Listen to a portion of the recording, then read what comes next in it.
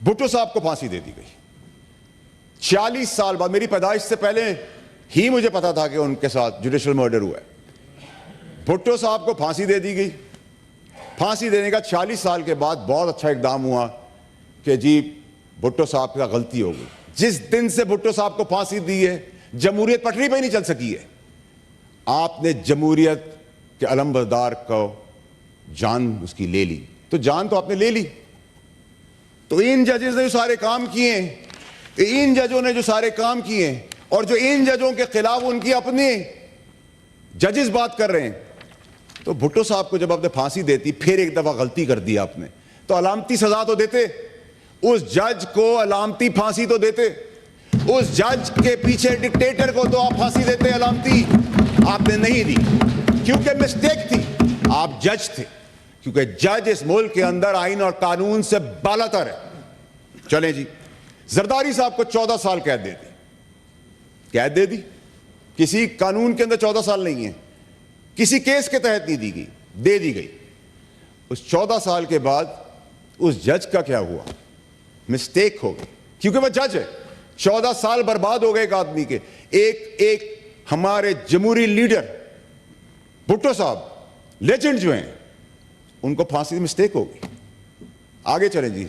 نواز شریف صاحب کو over the counter پہ پیسے نہ لینے پر, یہ ایک نیا قانون تھا, اوور دا پیسے نہ لینے پر بچے سے پیسے نہیں لیے, لے لیے ہوتے نہیں لیے, نہیں لینے پہ بلیک لا ڈکشنری ایجاد ہوئی اور ان کو 2/3 میجورٹی والے پرائم منسٹر کو ڈبار کر دیا جاتا ہے. چلیں جی, مسٹیک ہو گئی. سیسیلین مافیا کہا گیا ان کو. کاش ان کی پارٹی کھڑی ہوتی جیسے میں کھڑا ہوں. چلیں جی آگے بڑھیں. عمران خان صاحب, حکومت چل رہی ہے, رات کو چھٹی والے دن عدالتیں کھل جاتی ہیں, عدالتیں کھل جاتی, پابند کر دیتی ہیں. اب اس میں 2 بڑے امپورٹنٹ فیکٹرز ہیں میڈم, اس کو آپ نے بڑا غور سے سننا ہے. سپریم کورٹ کھلی تو سمجھ میں آتا ہے کہ سپریم کورٹ نے آئین اور قانون کے تحت اس کو پروٹیکٹ کرنا تھا, نو ووٹ آف کانفیڈنس کو, تو انہوں نے پابندی کے طور پر وہ کھڑے رہے, انہوں نے اپنی عدالتیں کھولی. لیکن موزس, بہترین دلیر جج اطہر من اللہ جو اس وقت کے چیف جسٹس تھے, انہوں نے لاہور ہائی کورٹ کھول دی. یہ سوالیہ نشان ہے کہ لاہور ہائی کورٹ کھولنے کا, اسلام آباد ہائی کورٹ کھولنے کا مقصد کیا تھا؟ وہ کون سا خواب تھا جس خواب نے ان کو رات کو اٹھایا, ان کے سٹاف کو وہاں موجود فرمایا, من پسندیدہ میڈیا وہاں موجود تھا, 2 گھنٹے کھلا گیا. وہ کیا ایسا بیچ کا حصہ ہے, وہ کیا پاکستانی قوم کو ڈھونڈنے کی ضرورت ہے, پی ٹی آئی کے دوستوں کو ڈھونڈنے کی ضرورت ہے کہ وہ بیچ کا حصہ کیا تھا؟ میں تو بتاؤں گا اسی طرح شواہد کے ساتھ ہی. اور جو ان کا کامیابی اور ترقی اور تاریخی فیصلوں اور اسلام آباد ہائی کورٹ سے کچھ ماہ پہلے ریٹائر ہونے سے پہلے وہ سپریم کورٹ کوالیفائی کر جاتا ہے, اس تک کا سفر تو وہ اپنی آپ میں خود ہی بتائیں گے کہ ان کی وہ جو کامیابی کا راز کیا تھا. خواب تھا, کیا وہ خواب ہے؟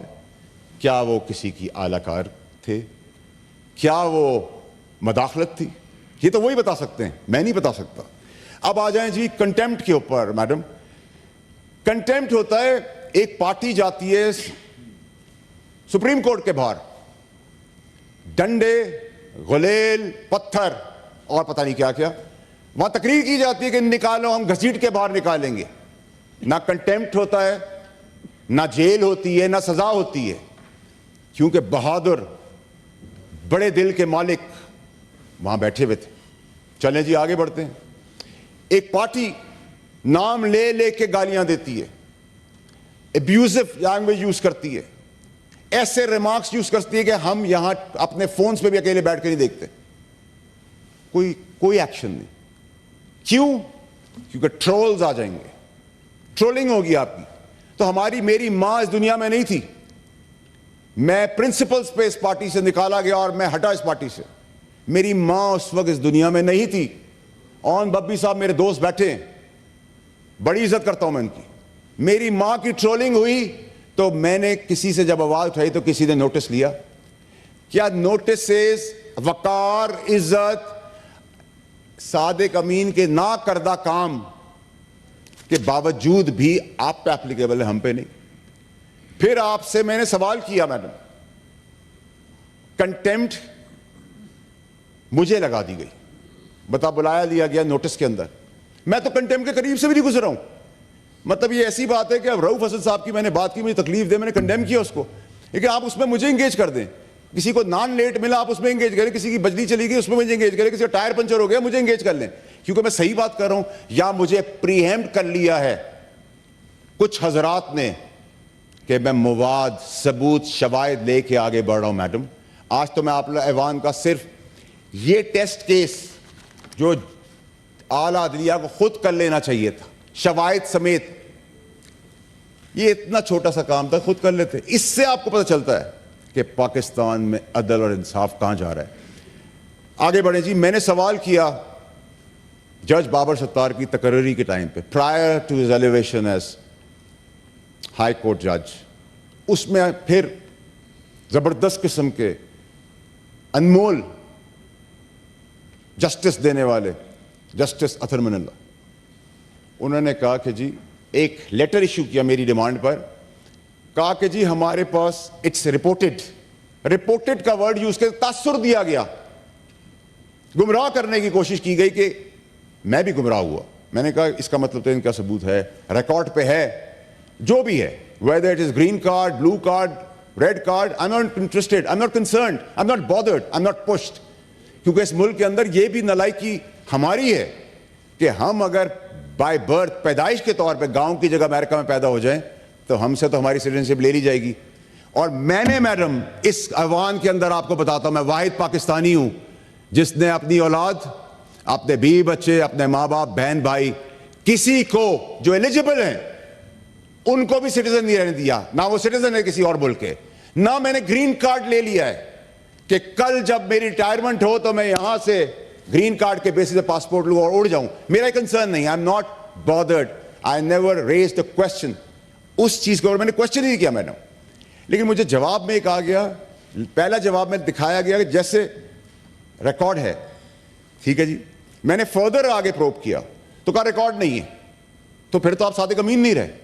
کوڈ آف کنڈکٹ آرٹیکل 2 جس میں آپ کو بتایا جاتا ہے کہ کوشش ہونا ہے, آپ نے اللہ سے ڈرنا ہے, آپ کی زبان اچھی ہونی چاہیے, آپ کے اندر گریڈ نہیں ہونے چاہیے, آپ کے اندر جھوٹ نہیں ہونا چاہیے.